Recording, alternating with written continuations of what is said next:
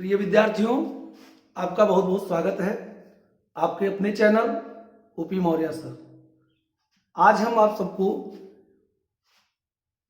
प्रकाश का परावर्तन तथा परावर्तन के नियम इन दो टॉपिकों पर प्रकाश डालेंगे, समझाने की कोशिश करेंगे बहुत सरल तरीके से, जो परीक्षा की दृष्टि से बहुत ही महत्वपूर्ण है। ये बार बार परीक्षा में पूछा जाने वाला प्रश्न है।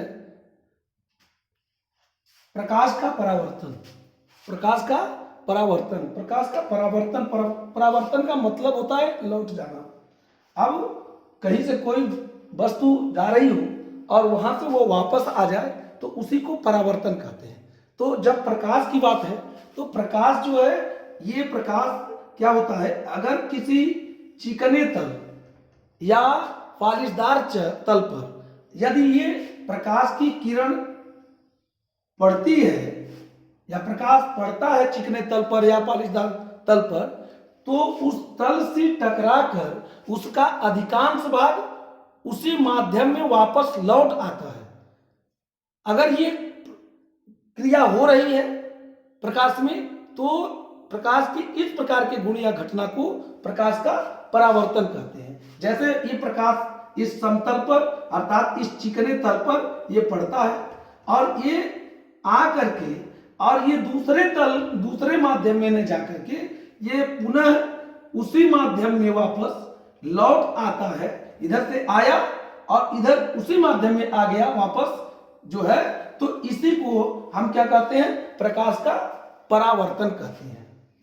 देखो, आप इसको लिख सकते हो, आप नोट बना सकते हो। जब प्रकाश किसी चमकदार या पालिशदार तल पर पड़ता है तो उसका अधिकांश भाग तल से टकराकर उसी माध्यम में वापस लौट आता है, तो प्रकाश के इस प्रकार के गुण या घटना को प्रकाश का परावर्तन कहते हैं।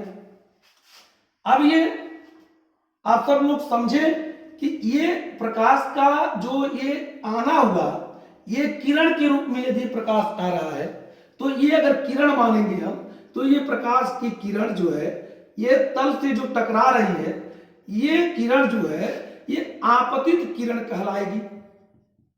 आपतित किरण, ये आपतित किरण कहलाएगी।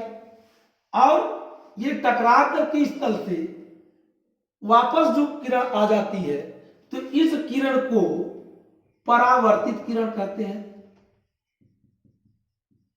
ये परावर्तित किरण है। यदि दोनों के बीच में यदि हम अभिलंब खींच दें, अर्थात तल से 90 अंश का कोण खींच दें, तो अभिलंब से और तल के बीच का जो कोण बनता है वो 90 अंश का कोण बनता है। और ये अभिलंब, इसको जो अभिलंब खींचे, यही जो है दोनों को विभाजित करता है, अभिलंब।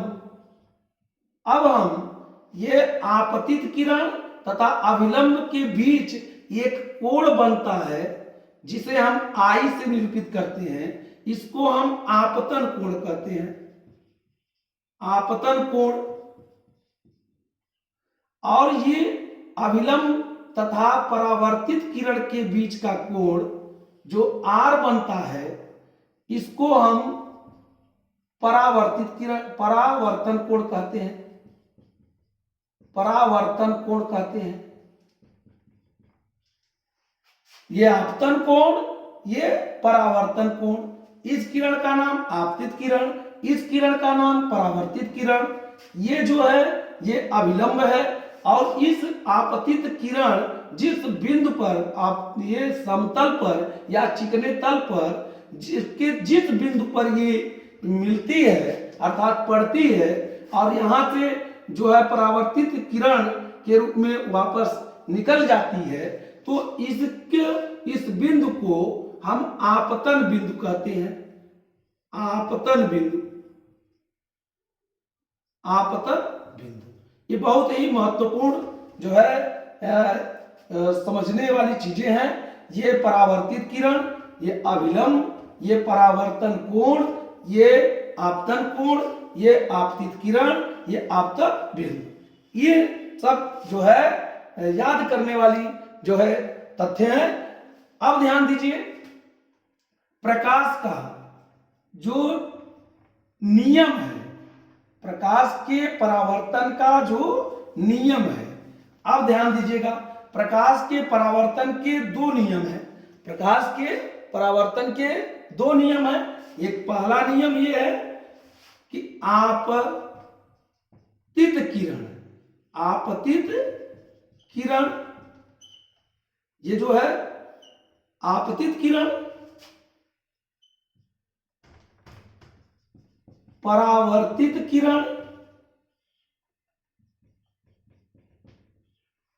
परावर्तित किरण तथा आपतन बिंदु पर,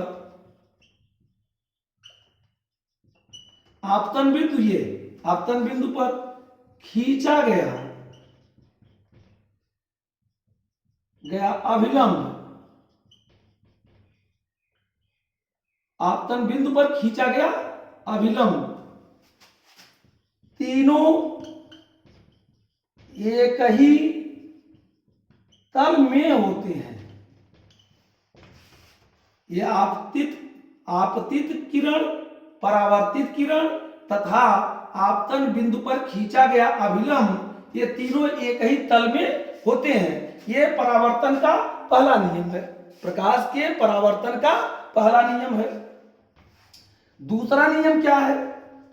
दूसरा नियम, ये जो आपतित किरण है, परावर्तित किरण है, ये अभिलंब खींचा गया, तो इस अभिलंब के और आपतित किरण के बीच में जो कोण आई बनेगा, और इस अभिलंब और परावर्तित किरण के बीच में कोण जो आर बनेगा, ये दोनों कोण बराबर होंगे। आपतित किरण, परावर्तित किरण तथा आपतन बिंदु पर खींचा गया अभिलंब तीनों एक ही तल में होते हैं। आपतन कोण तथा परावर्तन कोण सदैव बराबर होते हैं, ये दोनों बराबर होते हैं। आई बराबर आर, कोण आई बराबर कोण आर होता है, ये दोनों बराबर होते हैं। ये परावर्तन के नियम है। ये 2 नंबर के क्वेश्चन के रूप में ये पूछे जाते हैं, बहुत ही इंपॉर्टेंट है।